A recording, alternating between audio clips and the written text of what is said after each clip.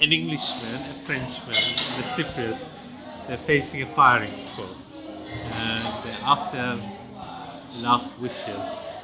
And the Englishman says, I'll have a cigar. And the Frenchman says, I'll have a glass of wine. And the Cypriot guy says, I'd like to discuss the Cyprus problem. The Frenchman and the Englishman says, we'd like to change our wishes. Can you shoot us first before he starts discussing Cyprus problem? Well done! Cyprus had been a multicultural island for decades, inhabited by both Greek and Turkish Cypriots. In 1974 there was an invasion by the Turkish military. This was, and still is today, surrounded by endless conspiracies regarding who was involved. The war caused a displacement of 170,000 Cypriots, a majority being of Greek heritage. This resulted in the Turkish military claiming 1/3 of the north part of the island, having it renamed as the Turkish Republic of Northern Cyprus. My family are of Greek Cypriot origin and felt the aftermath of the invasion. Having lived in the north, they were forced to leave their villages. My father and I are about to embark on a journey, not to retell the ambiguous history, but to understand and be educated about the current state of the problems and the opinions held by those living across both sides of the border. I think it's more frustration than anything. Frustrated with politicians, frustrated with Cypriot people, possibly. It's very hard to define between Greek Cypriots and Turkish Cypriots who you're frustrated most with. Yeah, I don't know, it's a hard one, but my dad, he's bitter. I think he's more bitter with people interfering from the outside. He does live on the past a little bit with his childhood when he goes back to his village, and I think it does upset him. I can understand Greek Cypriots wanting what they want. Wouldn't you like the land back that we technically still own as a family? 100%. My grandmother bought that land and property.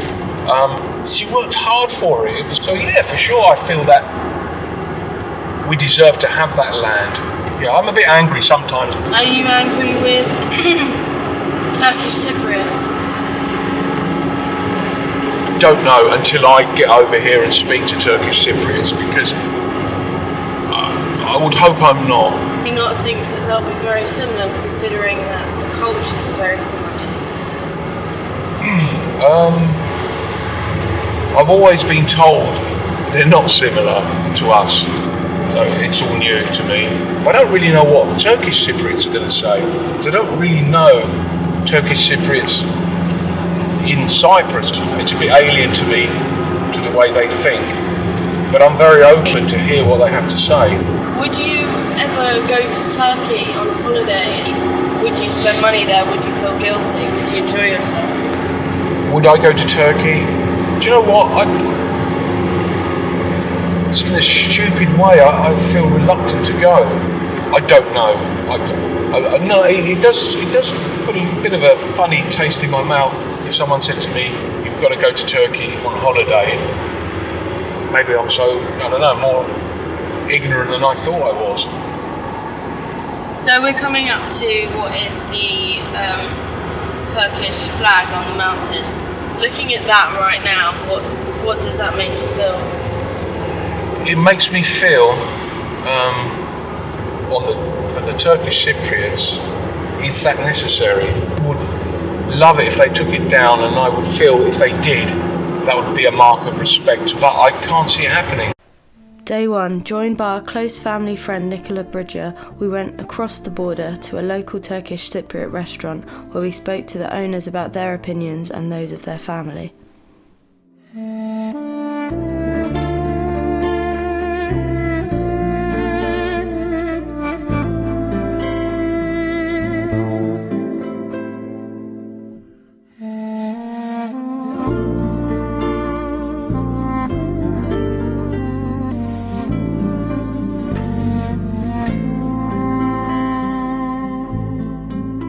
In our house, we don't really discuss, we're Turks and there's the Greek and whatever.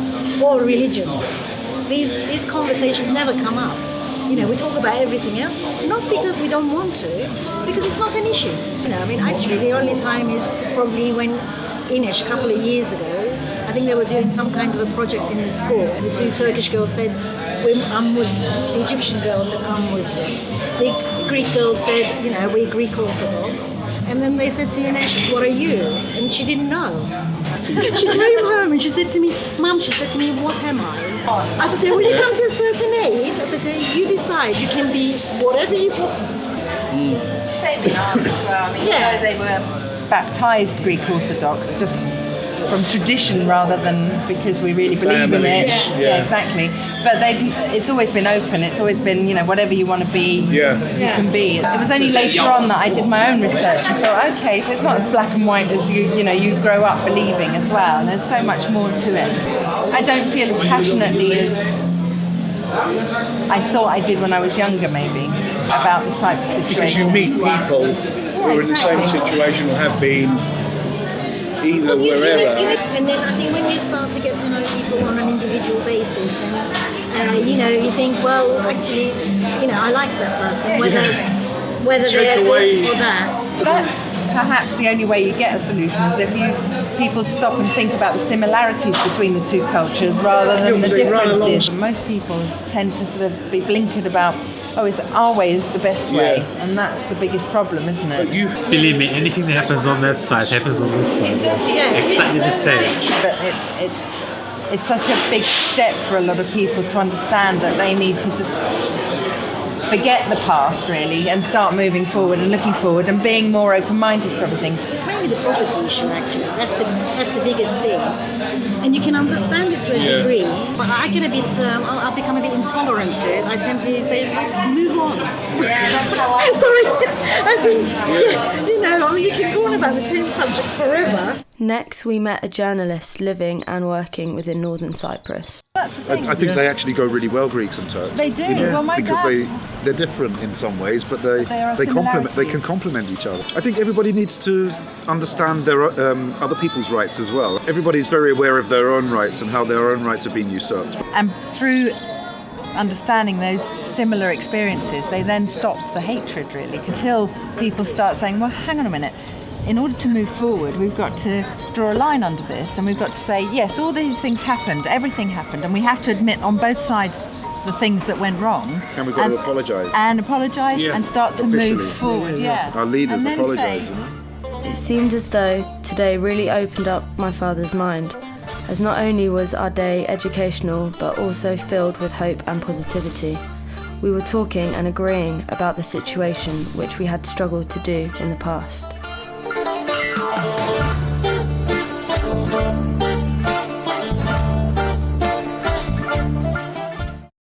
Day 2 took us to the University of Nicosia.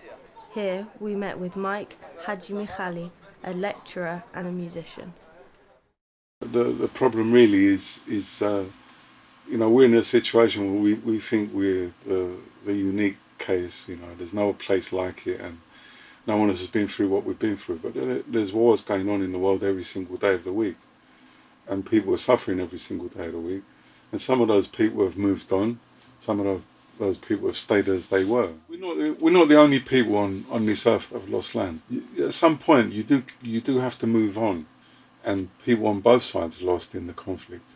But until we start seeing it as one side, as one Cyprus, then no one's going to gain. I think the politicians always knew what it meant, but all they've been doing is they've been feeding us sort of lies for decades. That we're all going to go back home, we're all going to get our land back, our borders are in Karinia, and all this kind of discourse. The issue is that Cypriots have never been allowed to live on their own in peace. All Cypriots, I think, should be allowed to govern their own destiny, and people have to learn to live together. The flags on the mountain range, these symbols have been there for quite a long time. What this serves is just as the biggest example of propaganda that exists in the world. And the only people it's there to wind up is Greek Cypriot. So really a precondition for a Cyprus problem is that flag must come down. And the only thing that should be on there is trees.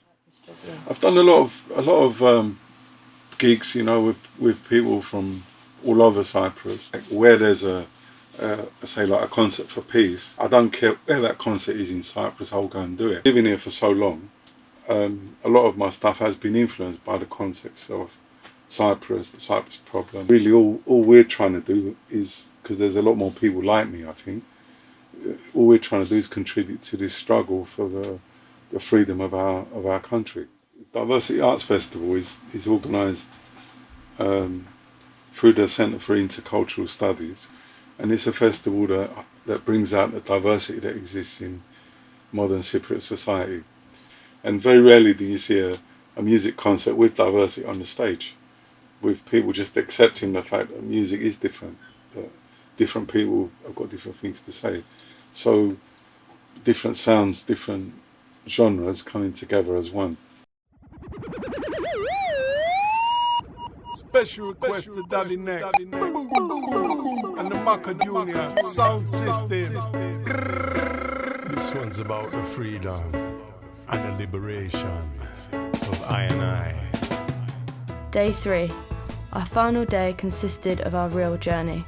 We ventured over to the northern part of Cyprus to find the homes once inhabited by my father's parents and grandparents. I don't know where the hell I've ended up.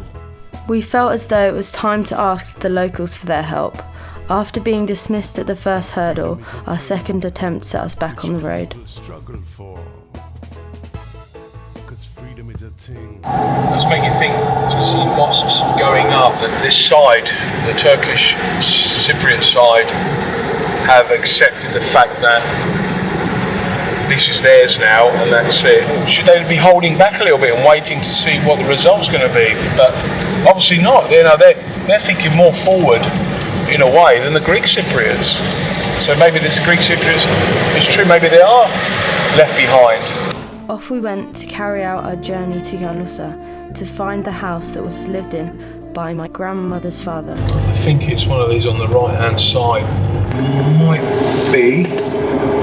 Can't tell because there's so much overgrown there. It might be that one or it might be this one. Unfortunately, we had discovered that the house was buried under foliage and barely visible, although my father managed to find a close neighbour who was extremely friendly and willing to talk.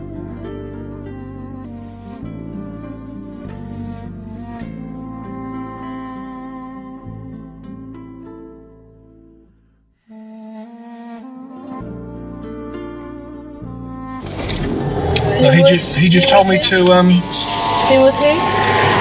He's a retired. He just told me he's retired policeman. Mendouh.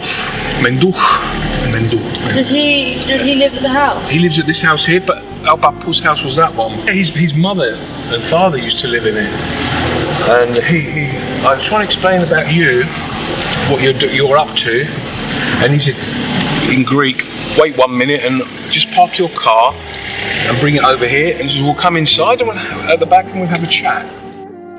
Although welcoming us into his home warmingly, Mendouh did not want to be filmed as a result of his family being a part of the police force. He expressed his feelings about the conflict, claiming the problem laid within the hearts of the people. When bringing up the flag on the mountain, he explained how he believed the flag was up to create enemy with the south of Cyprus.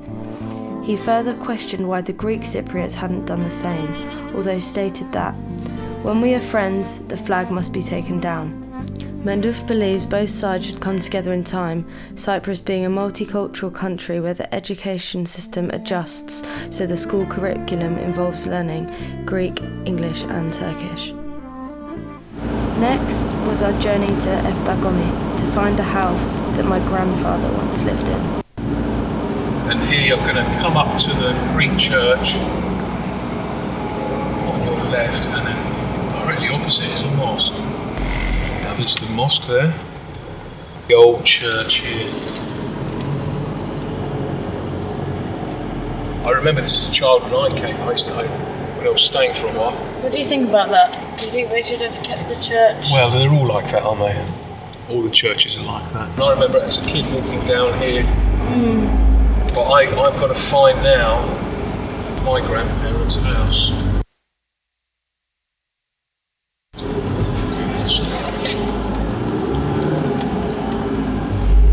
it's changed. Well, I can't seem to think where it is. That's it. That's it.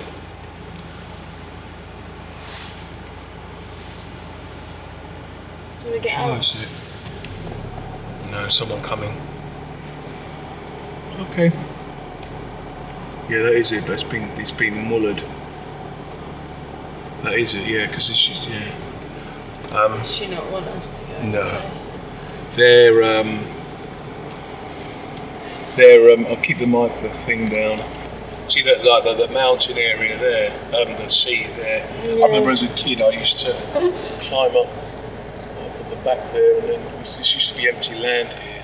How does that make you feel, down. just there? Well, I was a little kid there, look, a little bit uncomfortable, but do you want to keep filming without us knowing? Yeah. Yeah, it's changed even since I saw it last. There's the 3 arches, and this used to be another plot of land. Now if we go up to Dragon Mountain, which is along here, I've got to work out exactly where it is now. It's here somewhere. This is here. It's one of these plots here. That's Dragon Mountain there. Let's just stop here for a sec. Just there. Yeah, that's it. Your granddad or your bapu had a plot here. And then behind that is the sea, and then in front of it is the sea. So you've got that view as well. But they'll know we're here. The secret police the police and that, they'll know we're looking around. Because they'll check to see whether we ancestors or old people of ours have planted What, so they'll... gold or whatever before they left. They think people come back to... So do they look at the surname on your passport and then... Well, they possibly not, but they'll know by the vehicle, and they will also know that we're not from here. And what they'll do, the locals will probably just phone somebody up to say, look, there's some outsiders here who are nosing about. These are old. I mean, your granddad, your bapu would know who lived in all of these old houses. Yeah. He would have known all of them. Oh.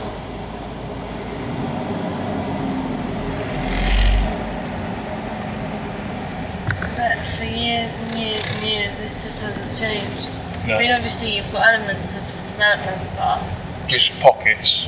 small pockets. Small pockets and a lot of the old stuff just left to rot.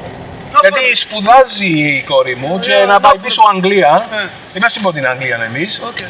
Εντάξει. Πες μου κάτι. Μιλάς αγγλικά. Πες μου κάτι στα αγγλικά. Δεν κατάλαβα. London geldik. London. Γεννήθηκα London. Your house in köyde. My bapu's house was up here. Oh, tamam. Lefkoşa da problem. Lefkoşa problem. You're Greek, you're Turkish, ama Πες μου. ben yes, kardeş, hadi kardeş. Hadi. Ίδια. İyi kardeş. Ίδια. Είμαστε. Έτσι. İyi. Okay. Hadi gideyim. You. Hadi. Ciao. Hadi, yeah, bye, ciao. Bye-bye. Whilst leaving the village, the camera actually became popular for the first On the time. left-hand side, and when your granddad was a kid, and Auntie Maria in Australia, and aunties, other aunties. Twins. Huh? Twins. Ah, twins. You're twins. This is gonna go to England, Anglia. Name? Can, Cem. Hasan. Selçuk. İsmail. Doğuş. Aziz. Kürt. Aziz. Where are you going? England, London. London. You're flying. Live in London. Okay, Ercan. Ercan Airlines. No, Sweden. My grandfather Yes. Yes. was from up there. Allah Allah. Kim? Name? Dedesi burada yaşıyor. It's a Greek name. Chrysafi. Who? Christofi. Chrysafi. Not Christofi. Krisafi. Chrysafi. Mattheus Chrysafi. You won't know. He's dead. He died maybe 30 years ago. Okay. When I was young, me. How old are you? Yes. 50. Oh. But I was born in England. Surname? Chrysafi. Surname? Krisafi My diyor ya. daughter. Daughter, yeah. It's nice seeing you. Hadi, bye-bye. I'm too. Thank you. Bye-bye, thank you. After our friendly goodbye, despite some of the hostility within the village that we felt, my father and I reminisced about what we had learnt. The generations above us lived there, they owned that, they grew up there. Oh, yeah, they worked it. That was theirs. And that's where the problem is. Yeah. And I think that's why it's taken so But long. I would say if all the hard work I've done in my life, if you were to take that away from me now, my property, what I own with your mum and you and Izzy, if you take that away from me now, I'm going to be so bitter. Yeah. But then would my grandchildren be bitter? I think personally, I think that's the only way it's going to be solved, is addressing the generations below and hoping that they would rather the conflict was brought to an end. Yeah, with the sacrifice of... For the sacrifice of a piece of land. My opinions have changed since coming over here. They've changed in a way that I think that the Turkish Cypriots are so much closer to the Greek Cypriots than I realised. We were always told that they were different to us in a lot of ways, not just one being Christian and one being Muslim.